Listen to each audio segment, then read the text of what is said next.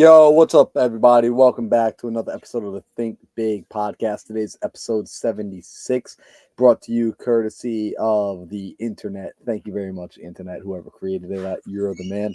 Today, we're going to be diving into a pretty sick topic, which is the 10 reasons your business is not growing in 2024. This is so matter of fact, and it's so timely because we just wrapped up quarter one. Last week, we talked about quarter for quarter. The week prior, we talked about how to have a $1 million blueprint, not $1 billion, $1 million blueprint, a 7-figure blueprint, and really being able to backwards engineer it.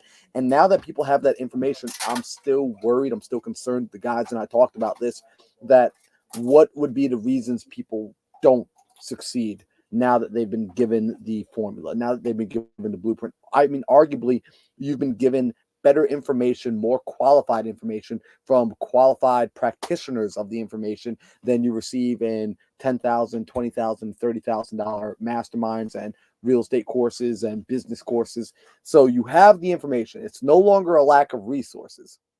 So we have to look at what are the reasons that people's businesses are still going to fail, quite frankly. And the reason you want to pay attention to this today, because if you understand why a business is failing, you can then go inside and make sure that you are not suffering from one of these 10 major afflictions. Now, I'm excited for today's episode. Before we get into it, though, I got to check in with my co-host, Sam. I got to check in with my co-host, Alejandro, find out how you guys feeling today. How you guys doing? I'm doing great today, my friend. Nice to see you. Doing fantastic. What about you, Mr. Sam? I'm stoked, man. I'm stoked. Last couple of weeks, 2 3 weeks, we've been going really hard on tactical value, and I think we've been showing people exactly what to do. And I think that it's important for us to take a step back and talk about here's all the shit that, like, if you don't correct intentionally on the front end. And while we made this list, do you guys notice that all this stuff, it's not stuff that they're doing. It's not stuff that they're going to continue to, it's not stuff that they're going to intentionally start doing. It's the stuff that they're already doing. So a lot of the list is actually breaking current habits and patterns that people are already in. So I'm actually super stoked on this episode because this one's going to be dope. But let's do it. So I think we should do this because we've got 10 things, and maybe a bonus one that I really do want to hit as long as we have time. But let's just break it up into a few. I think Marlon, you could start us off with maybe the first like 2 or 3, and we could just go into each one, talk about why they matter, what they are, how, each of us, the three of us, from our own insights and wisdom and experience have seen people falter due to these things. And then we can just start crunching along. But Marlon, you want to get us kicked off? Yeah, we'll go through it, and we're gonna go through it in no particular order. Although we have a list on our side. I am gonna start off with the first one that we put down on our list, Sam, because I want this to be a bit of an open conversation between the three of us. And the first reason that a business is gonna fail in 2024 is because a person does not know how to hire. And I'm going to talk about this from my vantage point I want to explain the most common rookie mistake when it comes to hiring inside of your business. When you get to that place of feeling like you need to scale, you're ready to scale, or to your team. The number one mistake I see with this, and the reason it's so costly, is people begin to hire people like themselves. They start looking for their first hire as a carbon copy, and they are typically hiring off emotion, right? And this isn't to say that emotion isn't taken into account when you're hiring. However, most people are making very emotional hires. I like this person. I like this girl. She's really cool. We vibe well, right? She's so awesome. I love her energy. She's just like me. Probably not the person you want to hire yet. Because ultimately, your role is to get the person who loves to do what you hate to do. And then they are qualified to do that. So emotions come into play in the sense of, is this a person I want on my team? Is this a person I morally agree with? We're in moral alignment. We have core values. Yeah, that's important. However, not just am I hiring this person because I basically want a friend. And I've made this mistake. I've hired people because essentially I was paying for a friend.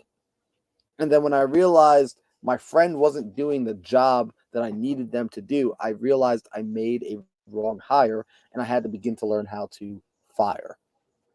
And that's inevitable. You will have to learn how to fire. However, not making the right hire is actually a major issue, and it's going to hold a lot of people back in 2024, and especially because we're looking at the fact that sometimes when we talk about not knowing how to hire, some people don't feel they need to hire. They think they can grow without hiring, and arguably that's an issue. If you are trying to grow something that doesn't involve other people, you're not growing anything valuable, worthwhile, or sustainable, in my opinion. So, Sam, Yeah, I think don't know what you guys think. Yeah, I think this is a critical topic. You know, I feel like we've hit on this quite a bit the last couple episodes. I would say not last episode, 3 episodes ago. I think it was Alejandro and me. Marlon was running in some apocalyptic area, and so Alejandro and I talked about the psychology of hiring and building a team.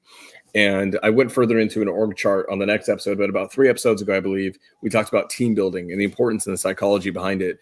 And very often, to Marlon's point, there's a lot of psychological fallacies that happen when we hire, right? We're either A, trying to replace ourselves, or B, we're trying to, very often we hire in a way that isn't sustainable in the long run. And what that means is very often we are hurting. I see this so much, guys. I see this so much.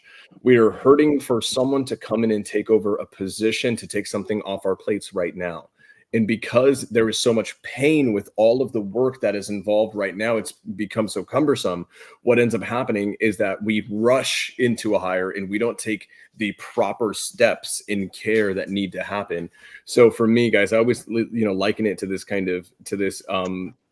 experience that I've had in my life, is that I used to work for the government, and whether it was the local government, state government, and federal government, worked in all 3 rings. The hiring process was not quick and it was not easy by any means. We had to go through physical fitness tests, several of them, medical examinations, psychological or psychiatric evaluation, polygraphs, which is a fancy word for lie detector tests. We went through extensive background checks where they would come and talk to, my employers, my colleagues that I used to work with, wherever I was working, my local, just like my personal friends who I play tennis with. They would go to these deep ends to basically vet every single thing about me. And they would harp on the smallest things, guys. One of the smallest things with me, Marlon, you guys know this. I don't drink. I don't drink alcohol. It's something I just don't do. There's no, grandiose reason behind it. I just don't. It's just not what I like to do. And they literally never believed it. They never believed me. And so it was a theme, because it sounds so outlandish that at the time I was in my young 20s in college, that's you don't drink. It was a consistent thing on my background that they would harp on these character traits, because these character traits affect you and they affect your ability to perform the job or be good or be, at the most important, at the end of all of it, a qualified ambassador for the agency, for the role, for that level of the government, right? You're supposed to be a qualified ambassador for everything that you do. And when I got into this industry, I started seeing that, JVing and squatting up is such a buzzword. And guys, we JV a lot. We're dispoing, I think 8 or 9 JV deals right now where people have sent us contracts. We crush JVs. The problem is that when time comes to launch the business in a really effective way, what we end up doing is we rely on that JV mentality where it's a quick start. And then those things are great because they're quick starters, but they also burn out really fast. And then when I started having this issue where I call it running into the solopreneur's curse, where I couldn't build a team that, lasted long enough for me to exit the business, what ended up happening is I sat down with a mentor of mine who knows about my previous work history. And they said, hey, out of the people that applied, how many people applied for every, one of you that was hired? And it was about 1,000 to 1 ratio. It was literally over 1,000 applicants to 1 hire. And I was fortunately that 1 hire. And they were cool. They found the best of the best. How do they do that? What steps do they go through? And I'm well, this, that, and the other. And then my mentor looked at me and he was like, Sam, you want to make $100,000 a month and you think you're going to find the right talent by 1 phone call interview and that's it? And that was a massive paradigm shift for me. So it's not only do we need to take the time, not only do we need to take the time to vet the candidate and work on them, not just from a technical, and guys, I firmly believe this, I'm a firm believer in this right now. Technical aspects can be taught, core values cannot. Core values are things that, I mean, like maybe they can, but you guys don't have the time or the attention or the energy to basically reshape someone's freaking soul. You just don't. It's not for you to do. That's for them to do through life experience. So I would say technical aspects can be taught. A lot of times we hire really quickly because someone knows how to do the job. And then we get surprised when we find out that, they are, they cheat on their spouse, right? Or they have an excessive substance abuse problem, which then affects their work life. Or then we find out that, they have all of these other little tendencies that in and of itself can become a detriment to the core values of your business. So my first thing is hire on core values first, because you cannot train them into someone. You can yell them at someone, but it doesn't mean they're going to absorb and internalize and change how they operate. Right. And so that's a huge, huge, huge thing for me. But 100%, if you guys want us to go deeper on that, 3 episodes ago, we actually went heavily into the psychology of hiring and building a team.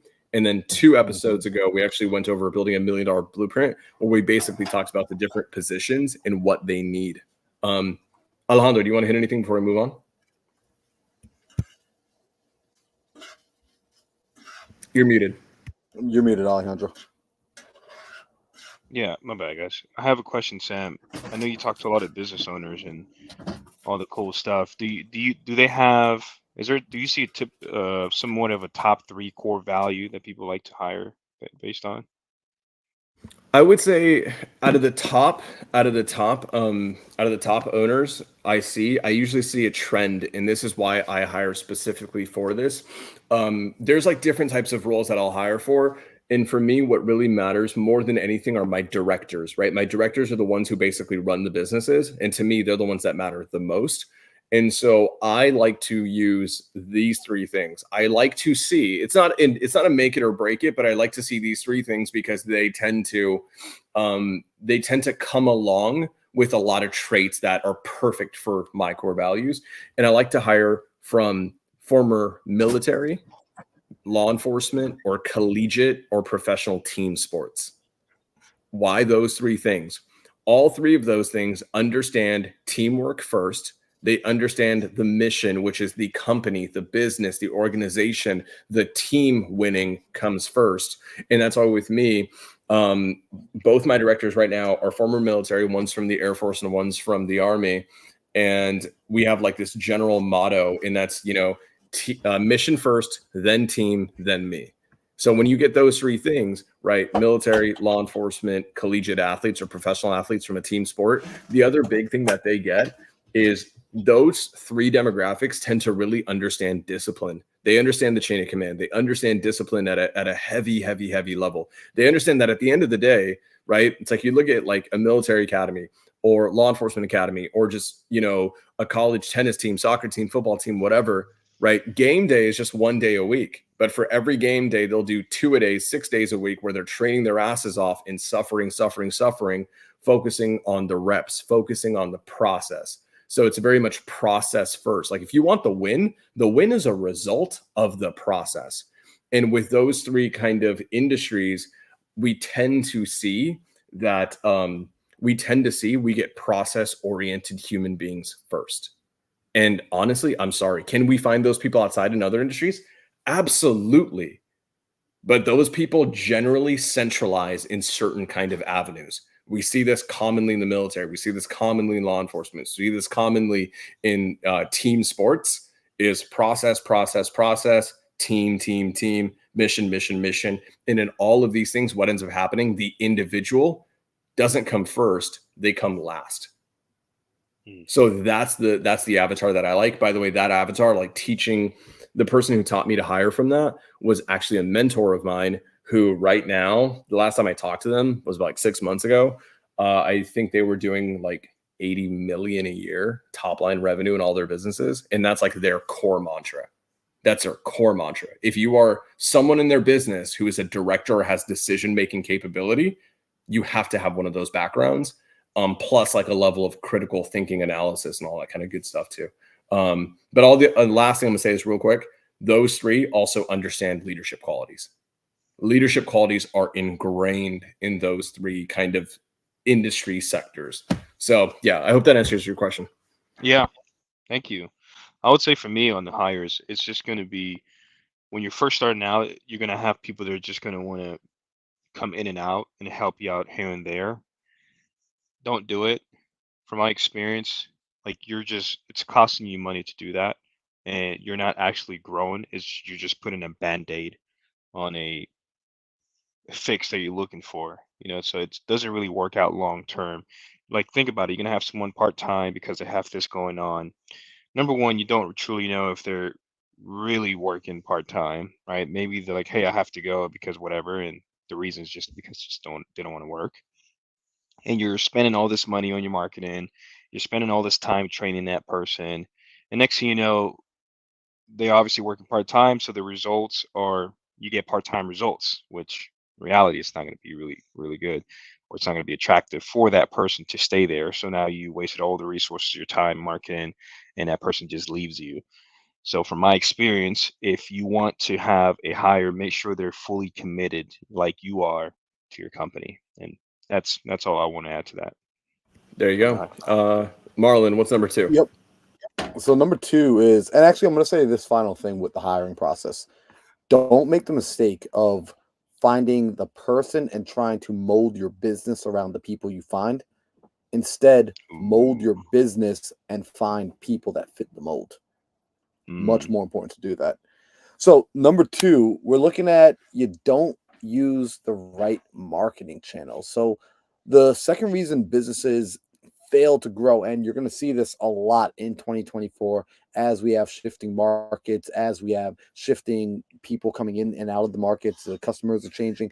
Your marketing channels are not useful. They're not effective. And what do we call, Einstein calls this insanity, is when you're doing the same thing over and over and over, expecting a new result. That's the clinical definition of insanity. I see this all the time. People are consistently doing something that worked 3 seasons ago, 4 seasons ago. And it's not that that thing doesn't work. It's that thing isn't working right now. Marketing is consistently dynamic. It's forever changing. I resisted the fact of like I had to learn how to get on the internet and figure out like Facebook marketing, Facebook ads. And yet it's what my business calls for. It's some of you are having to figure out PPC and PPL, and some of you are having to figure out SMS because you used to just send direct mail, or you're not realizing that direct mail still works. It's just the volume, the metrics have changed as to how much needs to be sent in order to make it work. So understanding and using the right marketing channels will absolutely make and break your business, because if you don't have leads, you don't have a business. Yep. That's so good. I'm gonna say this, guys. This is something that we hit on heavily, or I hit on heavily, is marketing and the fact that marketing is cyclical.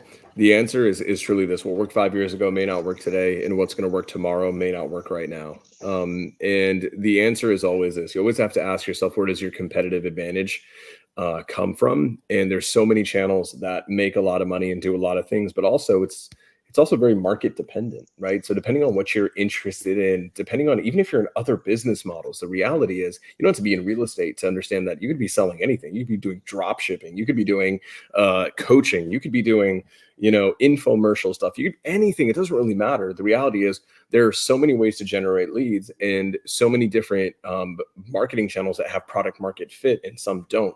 And I think what's critical to remember is you have to understand, no matter what you're doing, I think the three of us truly do believe in abundance mentality at a really high level, but I think we also three understand that marketplace competition is a real thing. That is truly it. There is a marketplace competition. There is a finite level of opportunity at the end of the day. And you have to understand, with what you are doing, with the resources that you have, are you playing a viable game? And what do I mean by that is this: I like to look at, I'm going to keep it real estate oriented because that's a lot of people here. You go into a market, right? And because you watched a certain challenge or this, that, and the other, you end up going and hiring 2 virtual assistants to pull 20,000 records a month of really shitty bulk data. And then you go into a massively competitive marketplace like Las Vegas, Nevada. That's my playground. And what's going to end up happening is you're going to wonder why your best friend, who's doing the exact same thing in the middle of Nebraska, is generating 7 leads a day and you're generating 1 every 5 days, because they're in a different marketplace doing everything the exact same as you, right? But the difference is that that experimental variable is, or the control variable, I should say. No, experimental variable, sorry, is the fact that you're in a different marketplace, and that marketplace has a huge effect on things. So I'm not going to hit on this too much, guys. I did a 5.5-hour masterclass on this called Marketing Secrets a few weeks ago. So I think in the interest of time, we do have to speed up. So Marlon, what's number 3? Yo, number 3, and this one is going to be something that you're going to speak on, Sam, is your current systems aren't scalable. And we got to talk about this because here it was. I was out in the middle of Kansas today as we're doing the run across America.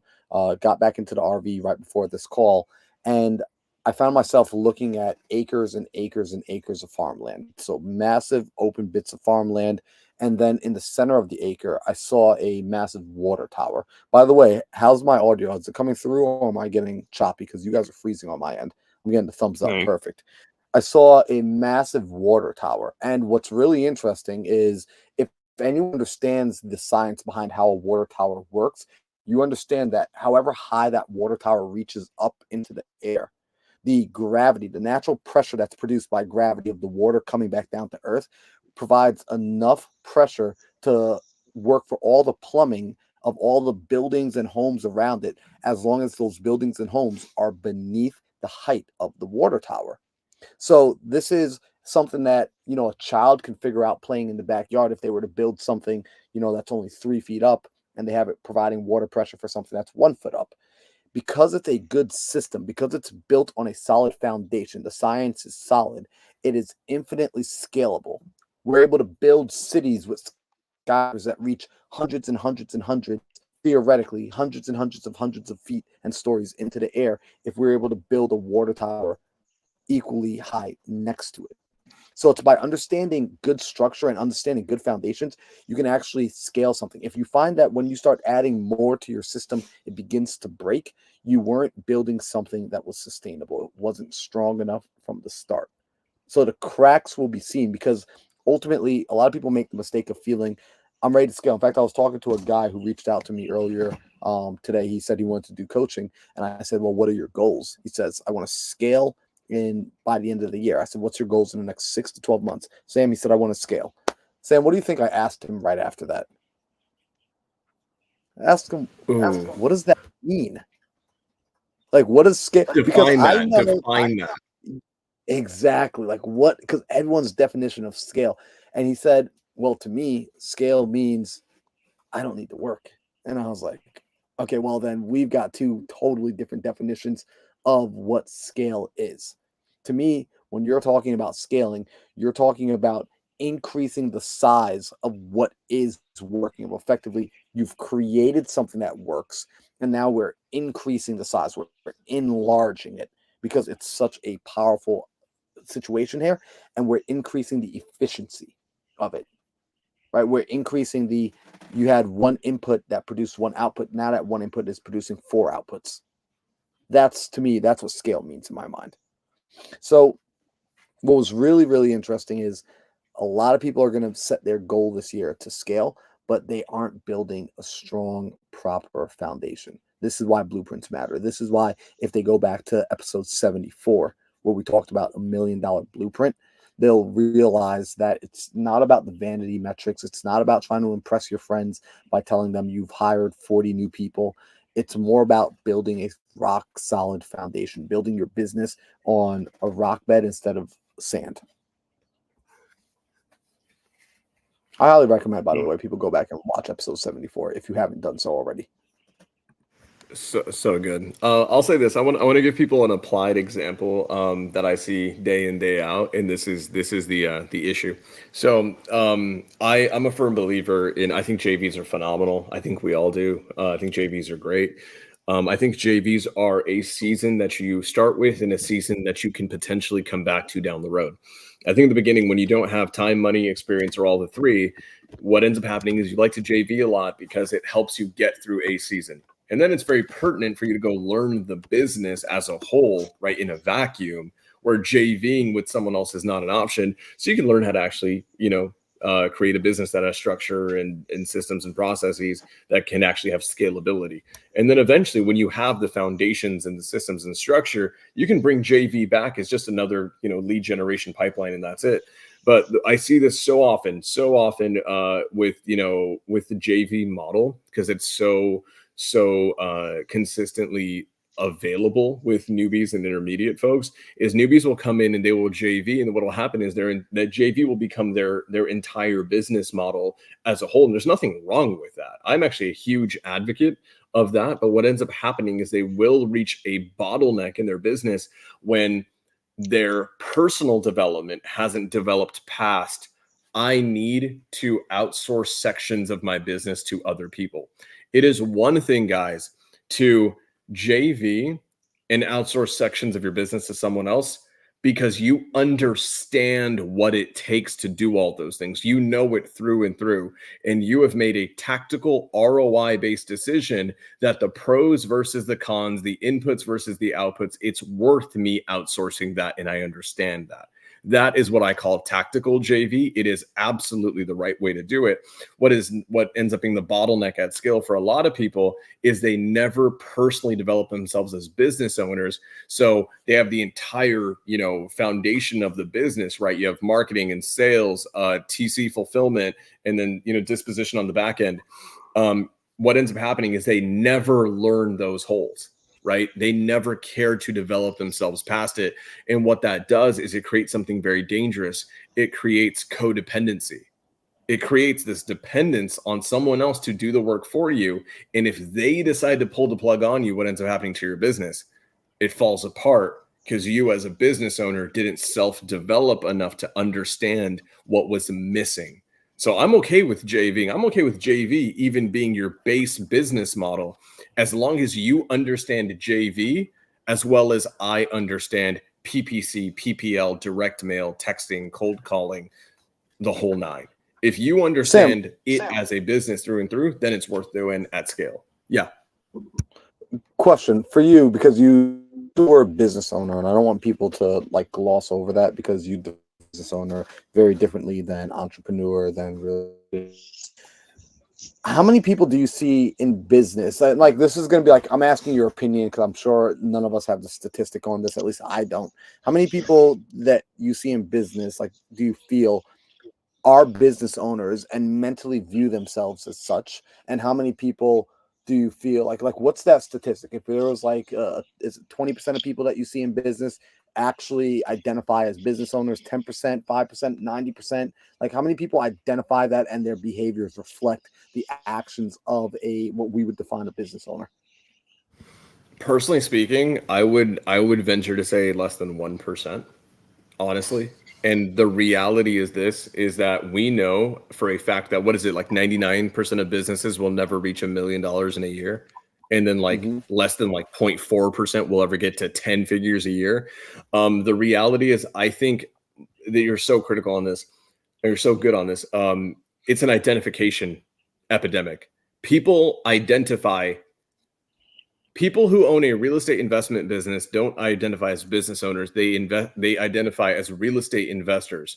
People who own a drop shipping business don't identify as business owners. They identify as drop shippers. People who own a car sales business don't identify as business owners. They identify as car salesmen. And what ends up happening is you end up confining your existence and your identity to one thing and one thing only, and that is the task at hand. And then what ends up happening, the people who win at the highest levels are the ones who understand that fundamentally every business is almost the exact same. Fundamentally.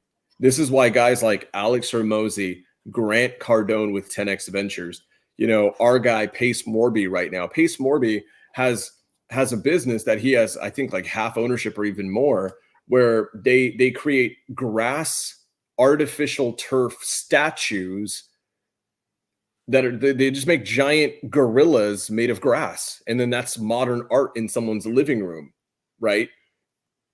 I don't think Pace Morby really knows much about mowing lawns or creating grass sculptures or fine art. I love him, he's great, but I don't think that's his forte. So how does the real estate investor guy own that company, right? How does Alex Hormozy own all these companies when he was just the gym guy? Because even when he was the gym guy, he didn't identify as the gym guy. He identified as a business owner. So I think, Marlon, to answer your question, less than 1%. And honestly, I think that I'm being generous with that. That's huge. So, guys, we're not going to continue to dive deep. I wish we could stay on each one of these topics longer. I mean, each one could be an episode in and of itself, but make sure that you pay attention to how have you been identifying yourself in business. Let's move on to reason number 4. And reason number 4 being the reason you're not going to scale, and not even scale, the reason your business will fail to grow in 2024 is because of the friends you keep. Mm-hmm. You have loser friends. Being honest, like, your friends suck. Your friends, they're probably nice people, but they are causing you to lose money. How do I know? If your friends haven't made you money in the last 12 months, they've cost you money in the last 12 months. I remember 3 years ago, my mentor told me to pull out my phone. He said, open it up. And he said, I want you to scroll through everybody in your contacts list and look at every single person there, every single name. And if they haven't made you money in the last 6 months, delete their number. Now, I thought that was a little extreme and a little harsh. And I got to be honest, Sam, Alejandro, I struggled with that exercise. In fact, I did not delete all the numbers. However, it did cause me to pause and think. Who are the people that I've been spending time with? Who have I been texting? Who have I been calling? There's a little feature on iPhones that allow you to put your top 9 conversations at the top, that you can pin them to your top. I am very selective about the names that are pinned to the top of my screen because those are the people I talk to the most. And fortunately for me, those are the people that help me grow. For example, Sam just mentioned having the differentiating identity of being a business owner versus an entrepreneur versus a real estate investor versus a drop shipper. I learned that definition of business owner because of my direct friendship with Sam Singh. That was a shock to me. In fact, Sam came to my mastermind. He spoke at my mastermind, and I listened. Like, I don't just take it for granted that Sam's my friend. I look at him as a brother. I look at him as a mentor on occasion when he's speaking about things that he knows more of than I do. I sit there with my notepad ready. And when he made that crucial analogy of you have to be a business owner, he shifted my identity. He made me realize, wow, I've been self-identifying as a real estate investor. I've been telling everybody for the last several years I am a real estate investor, and I have been locking myself in and pigeonholing myself in based on the opportunities I can receive and based on the way I would even begin to see the opportunities. Your friends suck if they're not growing you. Get rid of the relationships. Get rid of it. Like, I'm telling you right now, clear it out. If you're on social media and you're following people who are not growing you, unfollow them. I'd like to add on to that, Marlon, if that's okay. Yeah, go ahead. It's whenever you're starting out, it's easier to keep your older friends around because they keep you, quote unquote, comfortable. Comfortable being, quote unquote, yourself. However, if you're trying to grow, then you have to become someone new. And that is the number one thing that a lot of people won't understand. And even myself, it took me a little bit to understand, where it got to a point where, you know what, it is okay for me to be different than my current friends. Because how can all the current friends I have, they're all broke. So how can I not to be okay becoming someone else away from my friends to become someone new and succeed and achieve my goals? So keep that in mind. It's like, are you keeping your friends around because they truly make you happy, or they make you feel comfortable being, quote unquote, your current self?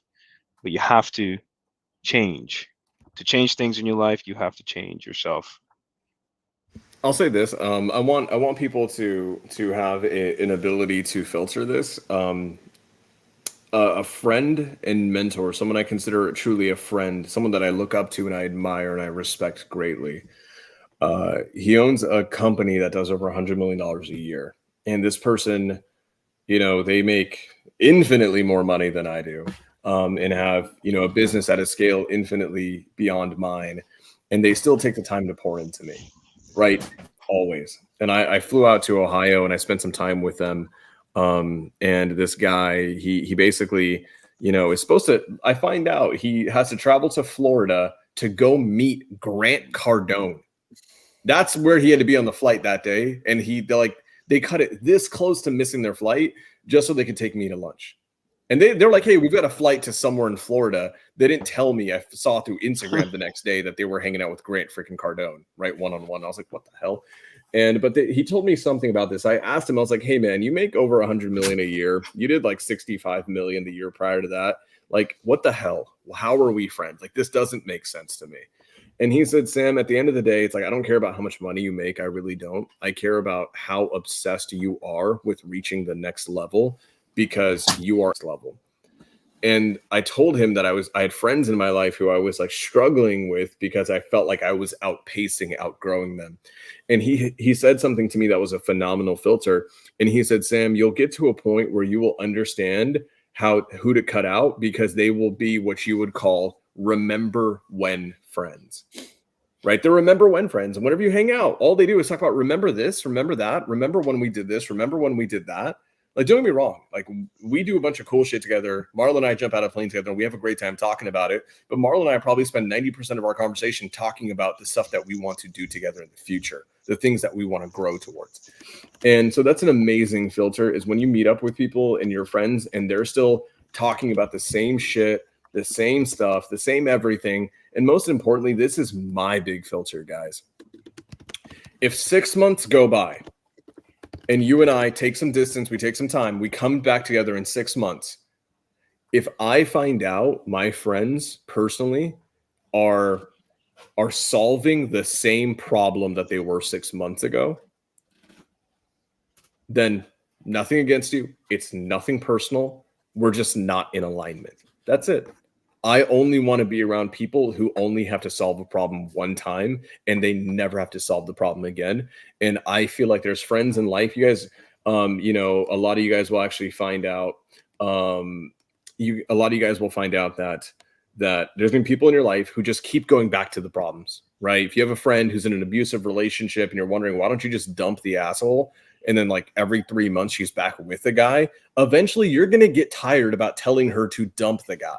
You're just going to be like, well, at this point you just keep going back, right? And it's hard for me to feel sorry for you, even though I do, because you're becoming a willing participant. And so when I have friends who are solving the same lead flow problem, the same business problem, the same team building problem, the same whatever, I see that this trend can, persist for 3 months, 6 months, 12 months. What I'm failing to see is a growth rate, right? And for me, that's critical. Why do I love these guys? Because every freaking 5 minutes, these guys are leveling up and solving a new problem, right? And they thrive off of it. I know Marlon. Marlon is obsessed with what is the next thing. He would get bored in life if he solves the same problem over and over again. And so that's a huge filter for me. Guys, just find out what the filters are for you and hold everyone to those standards. Okay, what's next? Huge. Now, this next reason that your business is not going to grow in 2024 is because you lack focus and discipline. I would argue that if I had to put the most important one to pay attention to, I would argue that this is up there. Maybe at the end we'll go back and we'll see which one's number one. However, the lack of focus and discipline is the reason most people are still trying to figure out the same problem, like Sam said, 6 months later. It's because you actually had the blueprint. You already knew what needed to be done. You just weren't willing to be consistent enough and persistent enough to get it done. And that comes from a lack of focus and a lack of showing up day in and day out to do the boring, unsexy things. In fact, here it is that my friends and I were running across America. You guys obviously know this. That's why I'm in RV right now. And it's 78 days of essentially waking up and doing the same thing. 78 days of waking up and having the same boring breakfast and putting on the same shoes and stepping out the door and just running down dirt roads and running down highways and running through the wind and running through the rain. And it's not sexy. It's not as cool as Instagram makes it look. I know for a fact that we make it look cooler on Instagram because we've got an insane videographer on the team. We got Nick Vlay with the camera skills like no other, and he's editing videos, he's setting the photos, he's setting the like it looks so freaking cool. The reality of it is it's about 12 to 13 hours a day of just being in the Hurt Locker, of just doing the work. And that requires a level of discipline that you have to have. It's a self-mastery, it's a self-focus. And when people talk about discipline and then they say self-discipline, I'm like, dude, there's only one type of discipline. There is only self-discipline. You can't discipline somebody else. Discipline can only ever be used on yourself. And your lack of focus is arguably, we both, Sam, Alejandro, all three of us, we pay attention to a lot of one of the greatest entrepreneurs of our time, Alex Hormozi. And he talks about this concept of the number one resource that entrepreneurs are massively leaking is their attention. And most people don't view their attention as a resource, as a resource that's finite, that's limited. And because they don't look at it as a resource, and that even if they do look at it as a resource, they don't consider it to be finite. They don't pay attention to the amount of it that they have in any 24-hour period. They unfortunately waste it. They don't invest it, because if it were a currency, if it were a dollar, it's easy to recognize when you're spending a dollar and you're not getting a good ROI on it. What about your attention, which is arguably more valuable than the dollar, because I can lose a dollar and get it back. I lost yesterday's attention. I can't go back and get yesterday's attention to respend again. It's gone for life. Where are you putting your focus? Where are you putting your attention? Because whatever it is you focus on, whatever you put your attention on, that is what will grow. If you are not disciplined enough to actually control the direction in which it's going, you're going to find that your business is going to suffer. There will be a direct correlation to your capacity to stay locked in on something, to be locked in on a target, to be locked in on a goal, to have your team and your organization locked in on this target, and your ability to earn and succeed and grow in 2024. There will be a direct correlation. Alejandro, Sam, I'm curious to know what your guys' thought is on essentially the lack of focus and discipline. For sure, man. Marley, you definitely hit it on the nail with that one. And for me, I'm just gonna say I had to learn that the hard way, because when I first started my company, I was busy buying company shirts, company coffee cups, mouse pads with my logo. I'm like, oh heck yeah, I'm a business owner. I'm busy, dude. Let me do my logo on my mouse pad and get this going. But 30 days down the line, I didn't have any closes. I didn't have any deals funded. So I'm like, wait, I need to get that money back. How do I do that? And obviously, the necessary thing to do is to do the hard things, which is to stay focused on making calls, underwriting, calling buyers, building a relationship, et cetera, et cetera. Depending on what business you're in, you have to focus on what you have to do to propel forward financially. And that is always going to be the hardest thing. And whatever you do, I would practice on starting small. If it's really hard for you to focus, for me, it's, believe it or not, it's really hard for me to stay focused. I have to design my exterior world for it to benefit my interior world, which is my mind. I have to turn off my iPad. I have to put it on do not disturb. I have to put it on airplane mode. I have specific what is it called? Google extensions that if I get on YouTube, I don't read comments. I can't read the comments. If I get on Facebook, I can't see the timeline. I only go on Facebook for the necessary things. It's like it's just minimizing the distractions as much as I can. Have my airplane mode, have two phones. If I'm going to bed, if I'm going to go hang out with my lady, then it's just my personal phone. work stays here, etc. Like there's just different things, and you have to find out what really fits your life. But whenever you're in at the battle station, which is what I call it, then get ready for war. Nothing else. That's it. You don't take phone calls. You do what you have to do, no matter what. So that's my take on it. Huge. Last thing I want to say this just to kind of prove a point here, guys.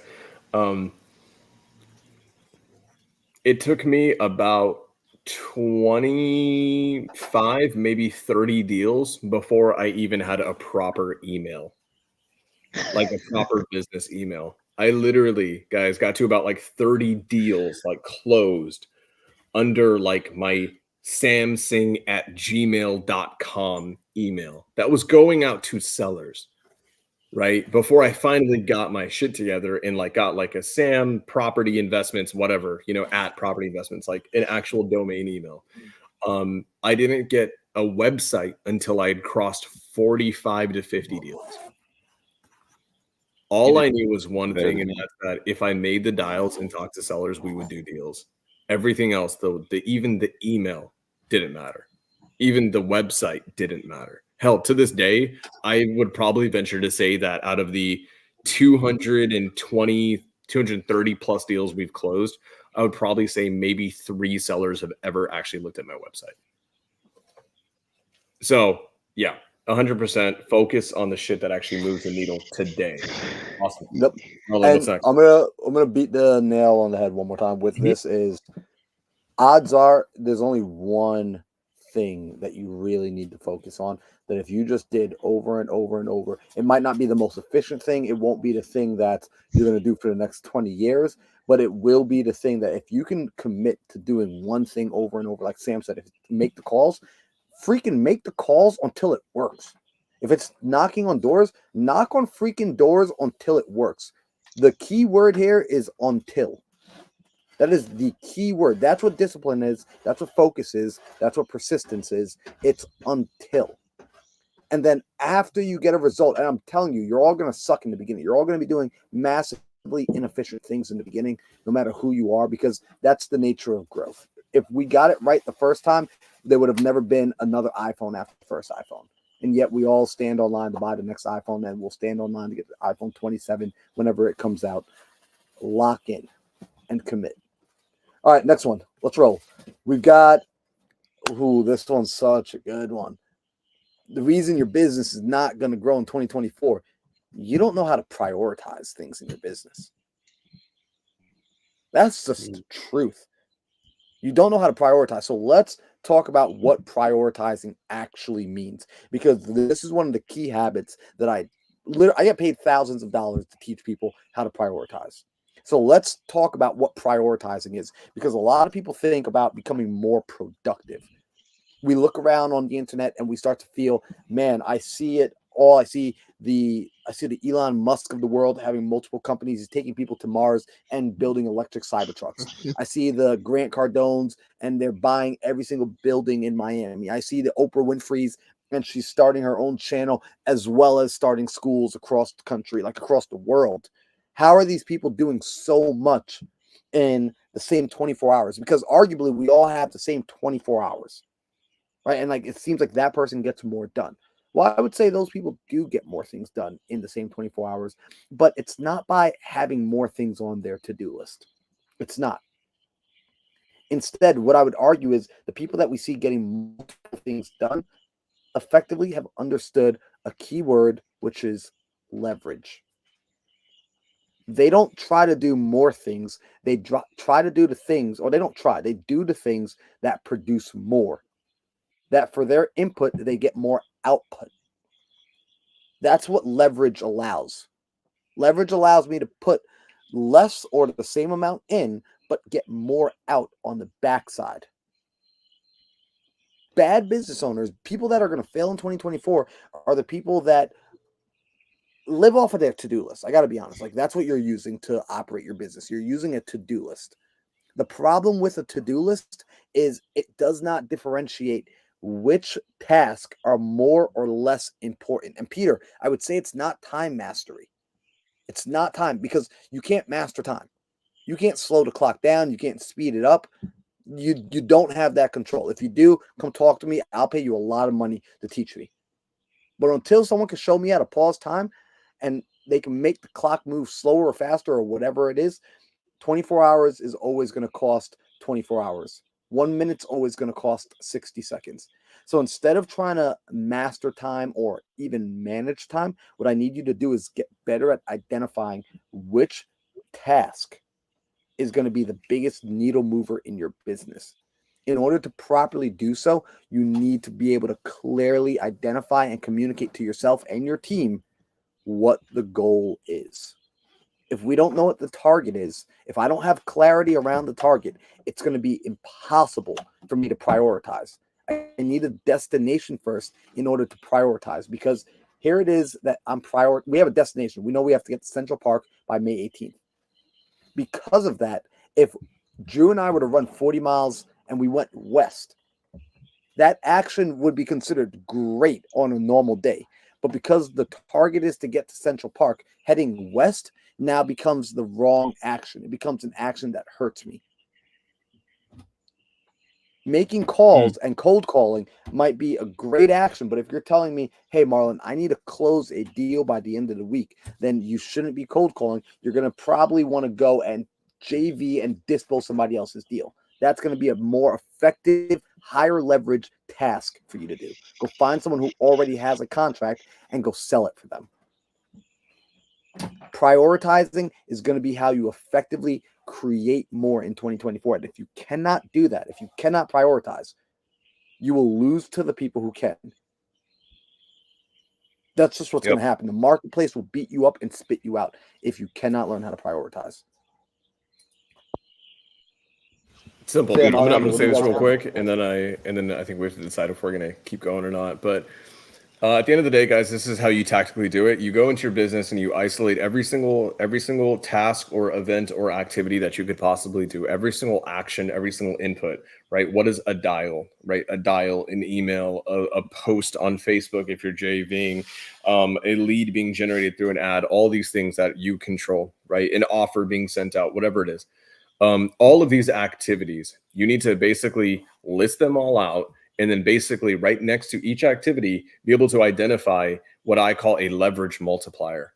Basically, for every one input of this activity, this is what it yields on the outside, on the back end of it. And what you're going to find out is that you're going to spend a lot of your time doing one-to-one activities. I put one in, I get one out. And what ends up happening is you may not realize that there are 1 to 20 activities in leverage multiplier that are in your business that you are completely forgetting about, or you are completely, just dropping the ball on because you're so focused on the one-to-one activities because they're easier, because everyone else does it, or because it's good for social media or whatever the hell it is, right? The reality is those 1 to 20 things, if you spend all of your time only focusing on the 1 to 20, what's going to end up happening is you will aggressively grow your business. And then you're going to do a time audit again, or an activity audit again in the next 2 quarters, next 1 quarter, 2 quarters. And then you're going to find out that you're going to do the same thing. And now you've unlocked a new level of activities. Now you have all these other activities because you're at a different scale in your business that have just shown up. You do the same thing again. And now all of a sudden you're going to realize that you don't have a 1 to 20 activity anymore. You've got things on this roster that are a 1 in 50 or a 1 to 100. And then what you're always going to keep doing is you as the business owner always focus on higher leverage as soon as you can and leave the rest to everyone else. Leave the rest to your employees, leave the rest to your JV partners. It doesn't matter. Your job is to move the needle the most, and you do that by isolating leverage multipliers. Guys, unfortunately, we're out of time. We are completely out of time. And we 100%, we actually had 10 things that we wanted to go over, and actually a super big bonus one that I actually have a story about that is going to cost, at least one person. I have a story that I want to address that's going to cost one person a ton of money and success. Like, I can prove this, that they've massively lost out on a lot of success. And it's because of a bonus number 11. But unfortunately, we are completely off for today. Marlon has to go and keep running, 50 more miles today to get to New York. Bro, Alejandro, dude, the RV just opened, and like the guys came in with like apparently someone saw us on the news. Somebody spotted my calves out there in the street. They saw these quads of the calves, and they straight up like gave us the best barbecue in all of Kansas. Apparently, this is absolutely insane. People have been so freaking generous. Just had to share that. Huge. Look at Marlon staring down. You guys are amazing. We've seen you guys on like news stations and everything. That's freaking huge, man. 100%. Alejandro, I think the people have got some dues they need to pay. So we can come back and do this again if it made sense. Yes, absolutely. If you gain any value from what we share today, please share this with a friend. We're not asking for you to swipe your card. We're not asking for you to sell your soul, nothing. Just share it with a friend if you gain any value with it. And if you didn't, it's fine. Fair enough, fair game. But we would really appreciate if you share this. We're growing this organically and want to bring in like-minded people like yourself, like you guys that are watching. And yeah, look, you get to hang out with people like Marlon. Those are the quads. Those are the quads. Those are the quads right there, ladies. Come on now. Yo, I'm just saying, like those quads and those calves were on the news. Yeah. Wow. Channel 13. Channel 13. All right. Perfect. But I'm just a normal guy. I swear, I'm just a normal guy. Just a man. Just a mortal. All right, guys. Come back next time. Share on social media. Share some love. Tag us on it. We love seeing this. We've seen someone. Mac is the one who started this. Mac started this amazing thing where he always takes a screenshot, always takes his biggest takeaways, and posts them on social media. Tags all of us. And what's really kind of cool is that Mac has competition now, and there's a few other people doing the exact same thing, and we love seeing it because guess what ends up happening for us? We read those recaps. We capture things that we totally that we didn't see, that we didn't even notice, right? Yep. So those things are huge. Guys, share some love on social media, tag us, tag the three of us. Come back next week for reasons 7, 8, 9, 10, and a bonus one that's going to cost someone probably $250,000 this year in lost success. And also come back because Marlon is going to show you his quads and his calves next week. But until then, peace, guys. Peace.